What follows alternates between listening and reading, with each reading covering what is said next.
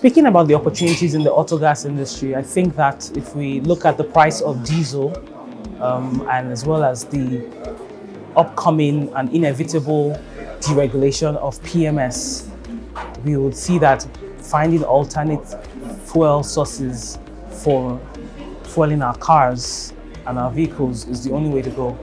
Today, there are over 12 million vehicles that are plowing the roads of Nigeria.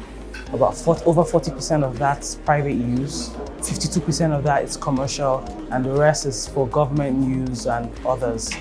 When you take those numbers, we could say that the commercial vehicles primarily run on AGO. Today, AGO is over 800 naira per litre. The remaining 40-something%, which is the personal private users, are buying PMS, and we already know that there's a push and a drive by the industry to deregulate the pricing of PMS to make it more competitive and to help us see the end of fuel scarcity in the country. So therefore, gas remains our alternative.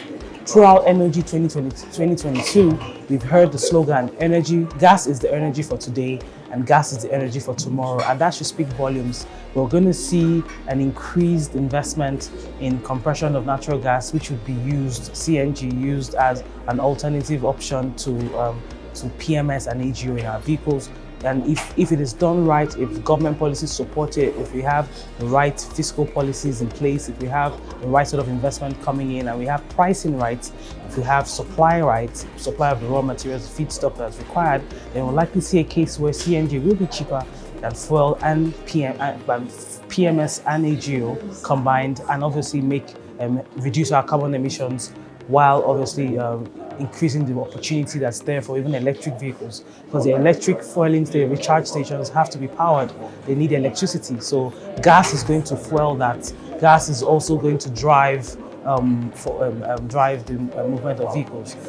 Presently in our company, we're looking at the possibility of driving conversion kits, because if you don't have more vehicles that are being able to convert it to gas for gas use, then really we're not going to be able to attain the kind of utilization of this CNG as an auto gas that we hope to see.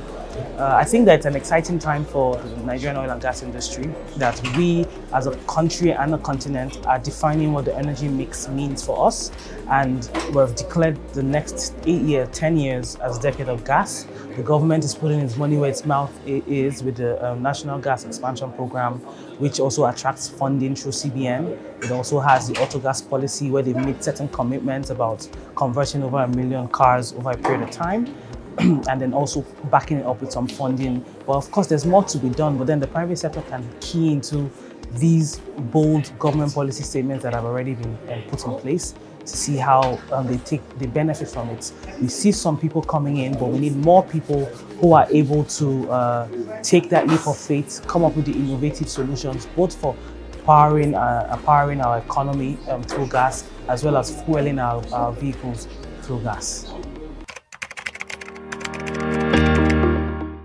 As a private sector player who's been attending NOG for the last 8 years, consistently, both as an exhibitor as well as a visitor, a participant, as well as a speaker, I think that NOG provides a very unique platform for all stakeholders in the energy industry, oil and gas industry, to come together, whether you're a regulator, whether you're an operator, whether you're a service provider, whether you're a financier, whether you're a legal mind in the energy industry. As long as you consider yourself a stakeholder, it becomes a melting pot for all these people to come together to discuss very pertinent issues.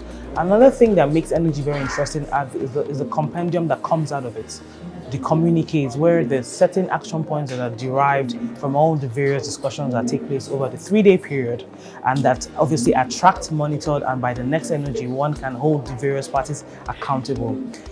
Third point for me will be the energy diversity mix that I've seen. This year, particularly for me in 2022, I've been so impressed with the intentionality of the organizers to ensure that there was a nice balanced mix of women and new faces as well within the industry, who were given a platform to express themselves, their opinions, and share their thoughts on very, very topical issues. Our hope is that as we continue to see more of NOG in the years to come, to become a place where the truth is told, facts are presented, actions are decided upon and taken, and progress is made. Thank you.